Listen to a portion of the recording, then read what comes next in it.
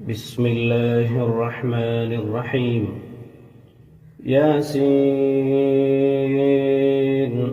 والقرآن الحكيم إنك لمن المرسلين على صراط مستقيم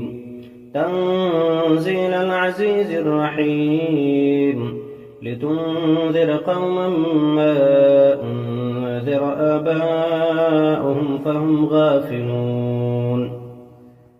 لقد حق القول على أكثرهم فهم لا يؤمنون إنا جعلنا في أعناقهم أغلالا فهي إلى الأذقان فهم مقمحون وجعلنا من بين أيديهم سدا ومن خلفهم سدا فأغشيناهم فهم لا يبصرون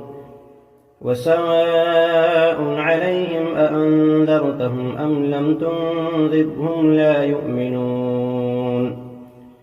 إنما تنذر من اتبع الذكر وخشي الرحمن بالغيب فبشره بمغفرة وأجر كريم إنا نحن نحيي الموتى ونكتب ما قدموا وآثارهم وكل شيء أحصيناه في إمام مبين واضرب لهم مثلا أصحاب القرية إذ جاءها المرسلون إذ أرسلنا إليهم اثنين فكذبوهما فعززنا بثالث فقالوا إنا إليكم مرسلون قالوا ما أنتم إلا بشر مثلنا وما أنزل الرحمن من شيء إن أنتم إلا تكذبون قالوا ربنا يعلم إنا إليكم لمرسلون وما علينا إلا البلاغ المبين قالوا إنا تطيرنا بكم لئن لم تنتهوا لنرجمنكم وليمسنكم منا عذاب أليم قالوا طائركم معكم أئن ذكرتم بل أنتم قوم مسرفون وجاء من أقصى المدينة رجل يسعى قال يا قوم اتبعوا المرسلين اتبعوا من لا يسألكم أجرا وهم مهتدون وما لي لا أعبد الذي فطرني وإليه ترجعون أأتخذ من دونه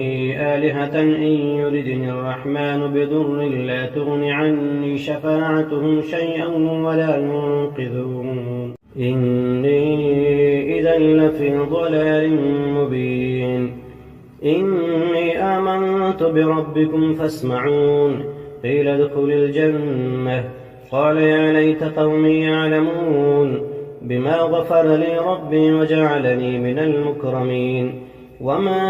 أنزلنا على قومه من بعده من جند من السماء وما كنا منزلين إن كانت إلا صيحة واحدة فإذا هم خامدون يا حسرة على العباد ما يأتيهم من رسول إلا كانوا به يستهزئون ألم يروا كم أهلكنا قبلهم من القرون أنهم إليهم لا يرجعون وإن كل لما جميع لدينا محضرون وآية لهم الأرض الميتة أحييناها وأخرجنا منها حبا فمنه يأكلون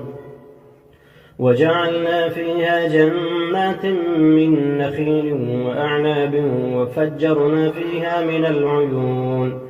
ليأكلوا من ثمره وما عملته أيديهم أفلا يشكرون سبحان الذي خلق الأزواج كلها مما تنبت الأرض ومن أنفسهم ومما لا يعلمون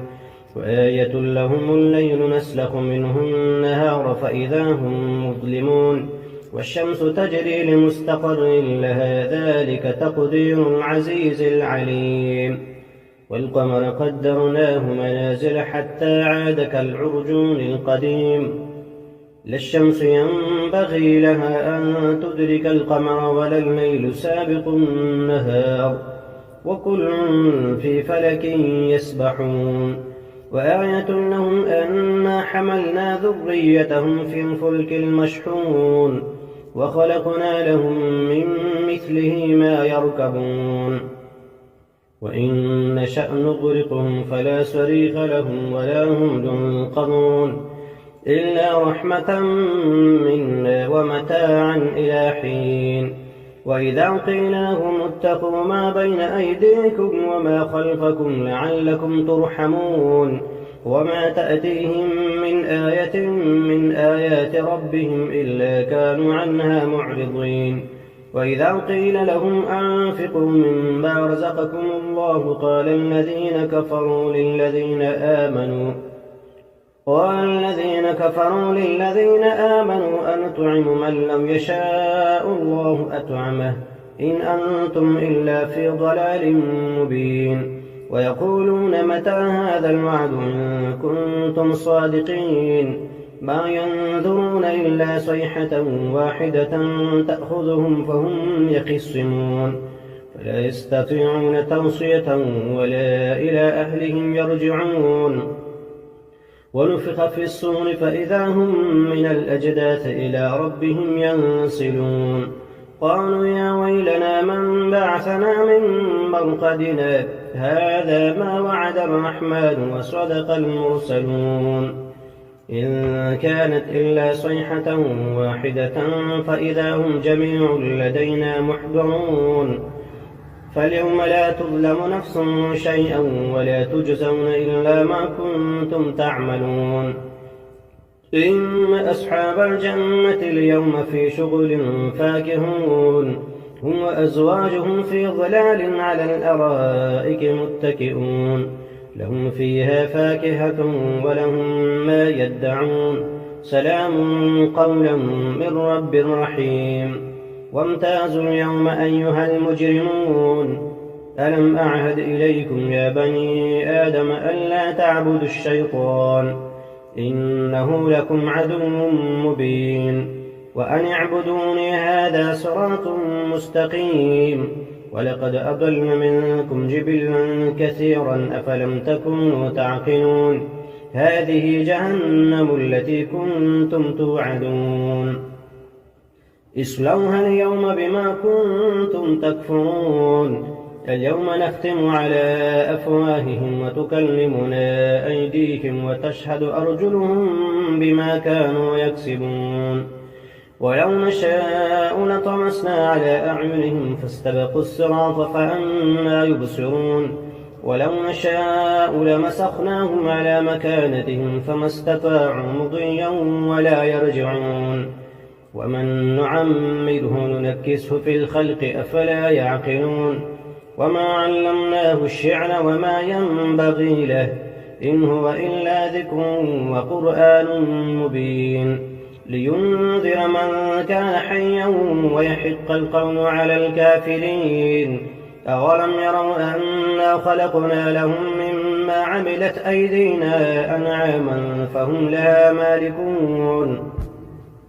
وذللناها لهم فمنها ركوبهم ومنها يأكلون ولهم فيها منافع ومشارب أفلا يشكرون واتخذوا من دون الله آلهة لعلهم ينصرون لا يستطيعون نصرهم وهم لهم جند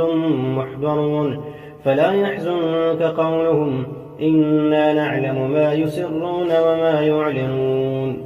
أولم ير الإنسان أنا خلقناه من نطفة فإذا هو خصيم مبين وضرب لنا مثلا ونسي خلقه قال من يحيي العظام وهي رميم قل يحييها الذي أنشأها أول مرة وهو بكل خلق عليم الذي جعل لكم من الشجر الأخضر نارا فإذا أنتم منه توقدون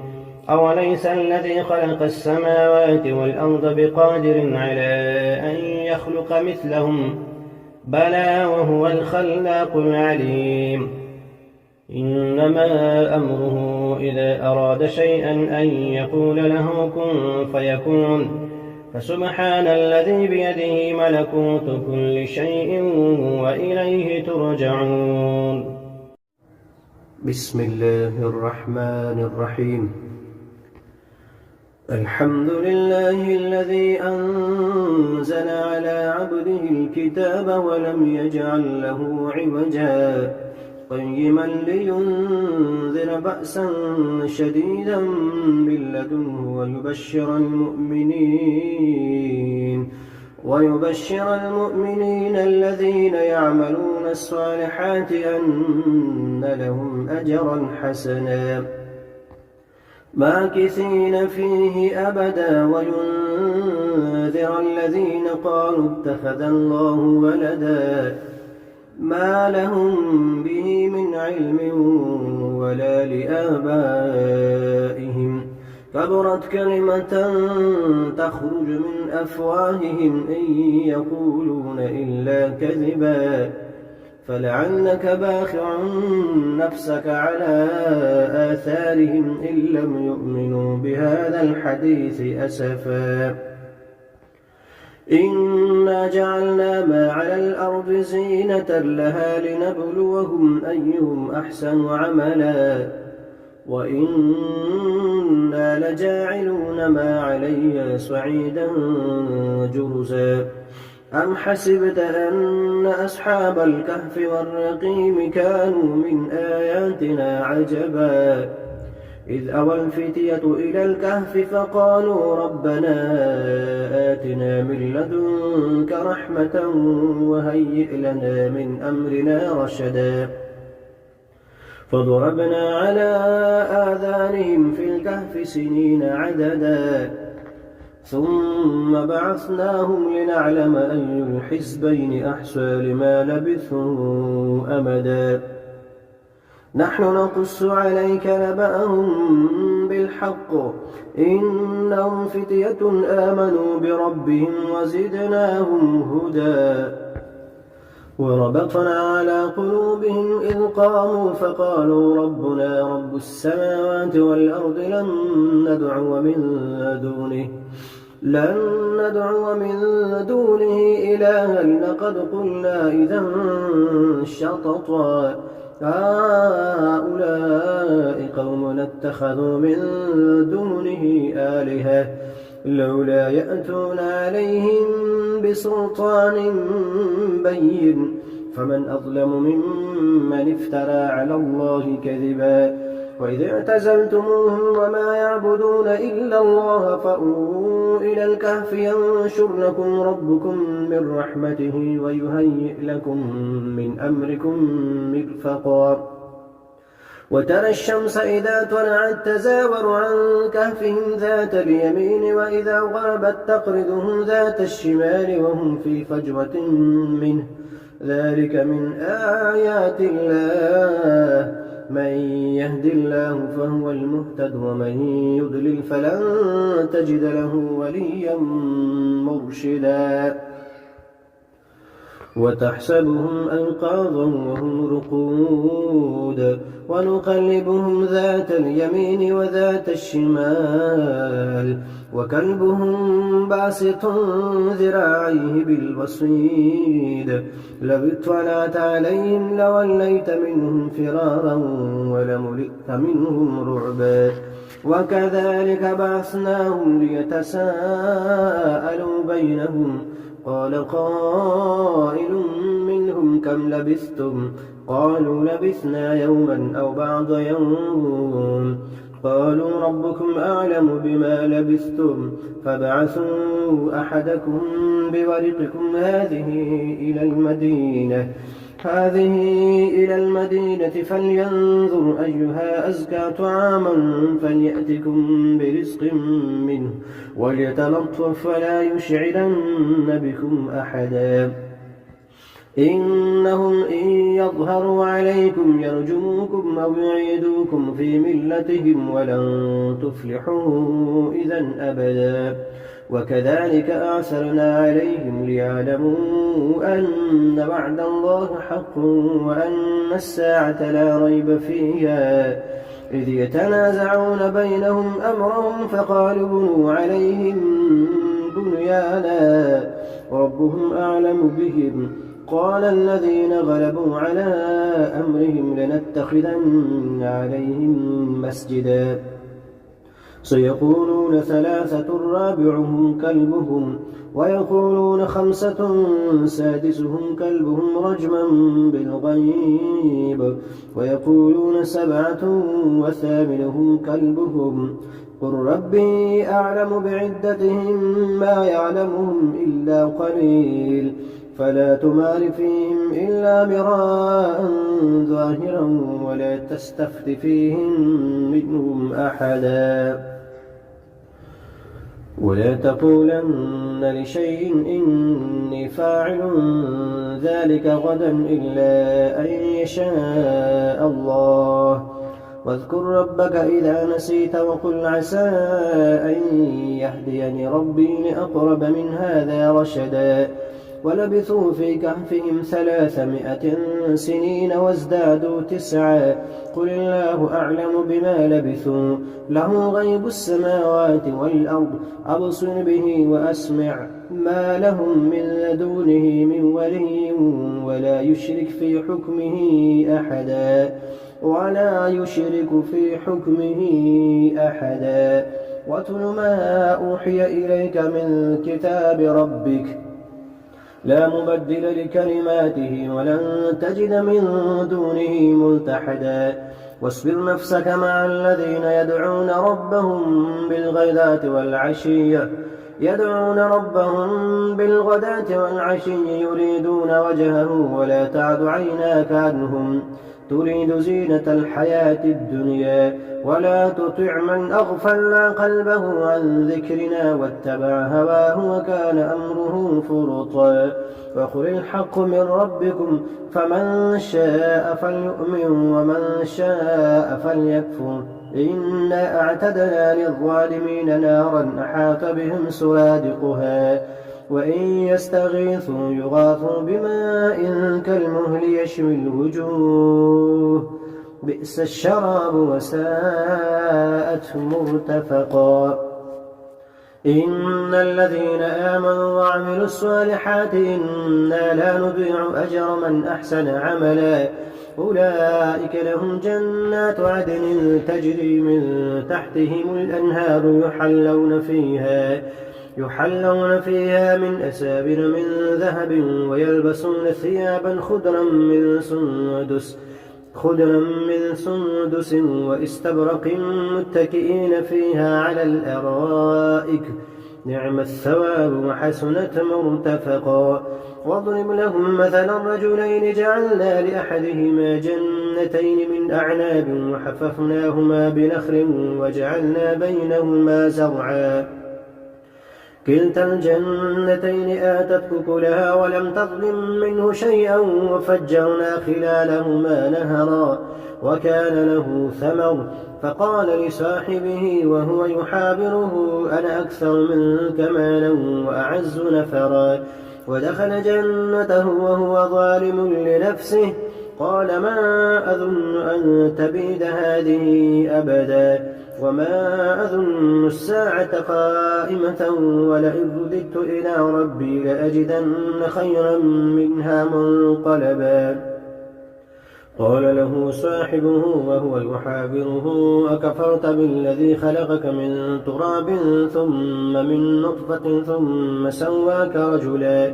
لكنه هو الله ربي ولا أشرك بربي أحدا ولولا إذ دخلت جنتك قلت ما شاء الله لا قوة إلا بالله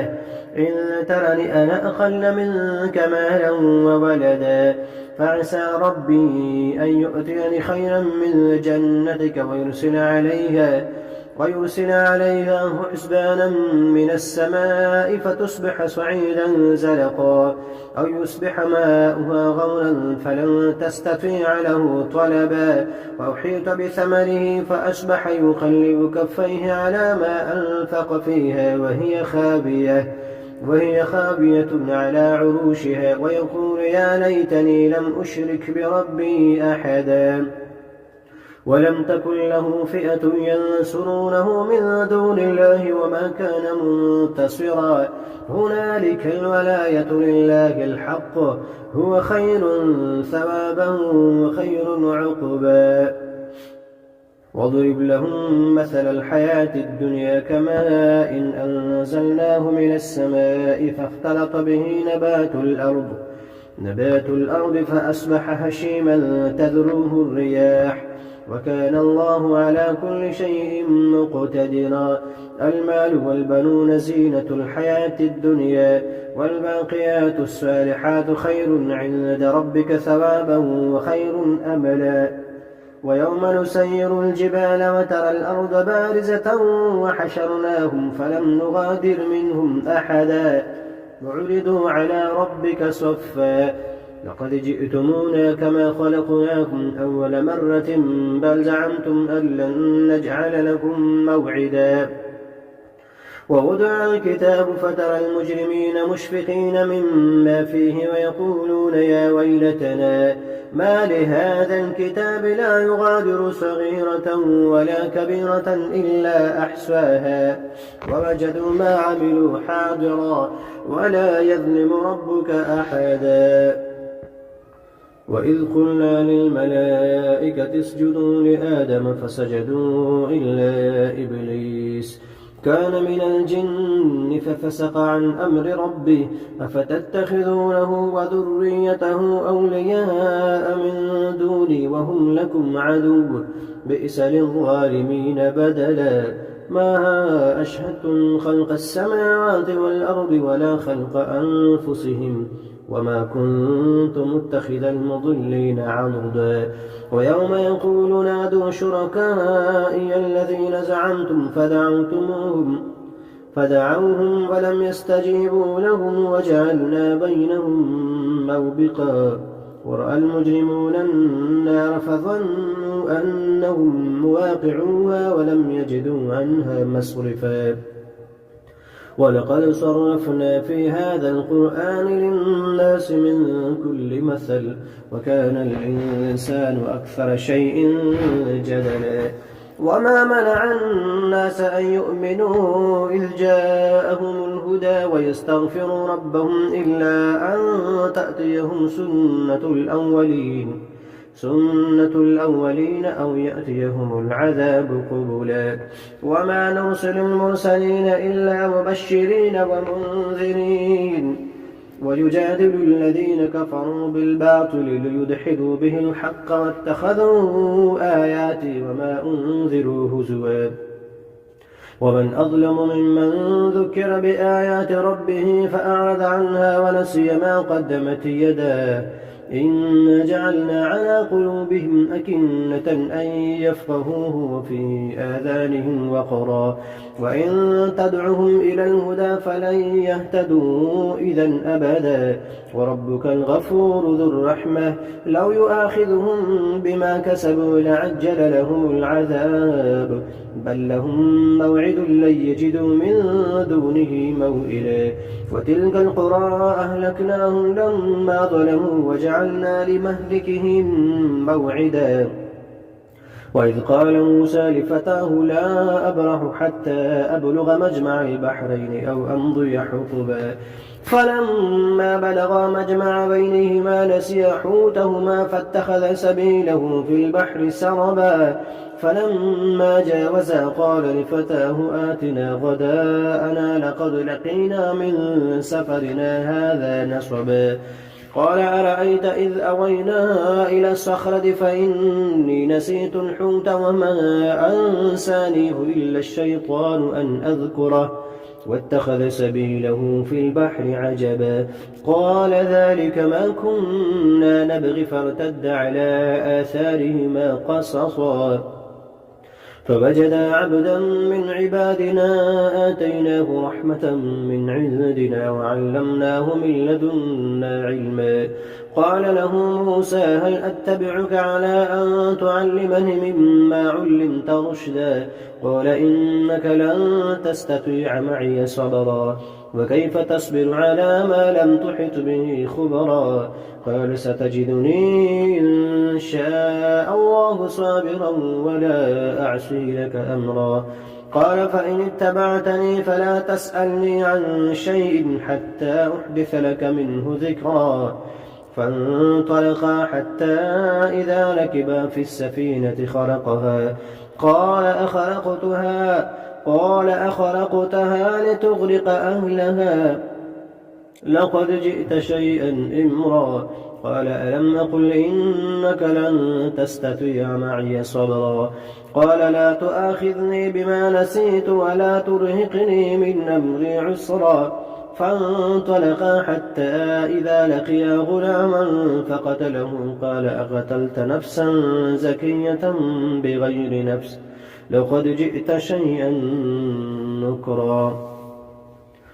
قال ألم نقل لك إنك لن تستطيع معي صبرا؟ قال إن سألتك عن شيء بعدها فلا تصاحبني قد بلغت من لدني عذرا. فانطلقا حتى إذا أتيا أهل قرية استطعما أهلها فأبوا أن يضيفوهما فوجدا فيها جدارا يريد أن ينقض فأقامه. قال لو شئت لاتخذت عليه أجرا. قال هذا فراق بيني وبينك سأنبئك بتأويل ما لم تستطع عليه صبرا. أما السفينة فكانت لمساكين يعملون في البحر فأردت أن أعيبها وكان وراءهم ملك يأخذ كل سفينة غصبا. وأما الغلام فكان أبواه مؤمنين فخشينا أن يرهقهما طغيانا وكفرا فأردنا أن يبدلهما ربهما خيرا منه زكاة وأقرب رحما. وأما الجدار فكان لغلامين يتيمين في المدينة وكان تحته كنز لهما وكان أبوهما صالحا فأراد ربك أن يبلغا أشدهما ويستخرجا كنزهما رحمة من ربك وما فعلته عن أمري ذلك تأويل ما لم تستطع عليه صبرا. ويسألونك عن ذي القرنين قل سأتلو عليكم منه ذكرا. إنا مكنا له في الأرض وآتيناه من كل شيء سببا فأتبع سببا حتى إذا بلغ مغرب الشمس وجدها تغرب في عين حمئة ووجد عندها قوما. قلنا يا ذا القرنين إما أن تعذب وإما أن تتخذ فيهم حسنا. قال أما من ظلم فسوف نعذبه ثم يرد إلى ربه فيعذبه عذابا نكرا. وأما من آمن وعمل صالحا فله جزاء الحسنى وسنقول له من أمرنا يسرا. ثم أتبع سببا حتى إذا بلغ مطلع الشمس وجدها تطلع على قوم لم نجعل لهم من دونها سترا كذلك وقد أحطنا بما لديه خبرا. ثم أتبع سببا حتى إذا بلغ بين السدين وجد من دونهما قوما لا يكادون يفقهون قولا. قالوا يا ذا القرنين إن يأجوج ومأجوج مفسدون في الأرض فهل نجعل لك خرجا على أن تجعل بيننا وبينهم سدا؟ قال ما مكنني فيه ربي خير فأعينوني بقوة أجعل بينكم وبينهم ردما. آتوني زبر الحديد حتى إذا ساوى بين الصدفين قال انفخوا حتى إذا جعله نارا قال آتوني أفرغ عليه قطرا. فما استطاعوا أن يظهروه وما استطاعوا له نقبا. قال هذا رحمة من ربي فإذا جاء وعد ربي جعله دكا وكان وعد ربي حقا. وتركنا بعضهم يومئذ يموج في بعض ونفخ في السور فجمعناهم جمعا وعرضنا جهنم يومئذ للكافرين عرضا الذين كانت أعينهم في غطاء عن ذكري وكانوا لا يستطيعون سمعا أفحسب الذين كفروا أن يتخذوا عبادي من دوني أولياء إنا أعتدنا للكافرين نزلا قل هل ننبئكم بالأخسرين أعمالا الذين ضل سعيهم في الحياة الدنيا وهم يحسبون أنهم يحسنون صنعا أولئك الذين كفروا بآيات ربهم ولقائه فحبطت أعمالهم فلا نقيم لهم يوم القيامة وزنا إن الذين آمنوا ذلك جزاؤهم جهنم بما كفروا واتخذوا آياتي ورسلي هزوا إن الذين آمنوا وعملوا الصالحات كانت لهم جنات الفردوس نزلا خالدين فيها لا يبغون عنها حولا قل لو كان البحر مدادا لكلمات ربي لنفد البحر قبل أن تنفد كلمات ربي ولو جئنا بمثله مددا قل إنما أنا بشر مثلكم يوحى إلي أنما إلهكم إله واحد فمن كان يرجو لقاء ربه فليعمل عملا صالحا ولا يشرك بعبادة ربه أحدا.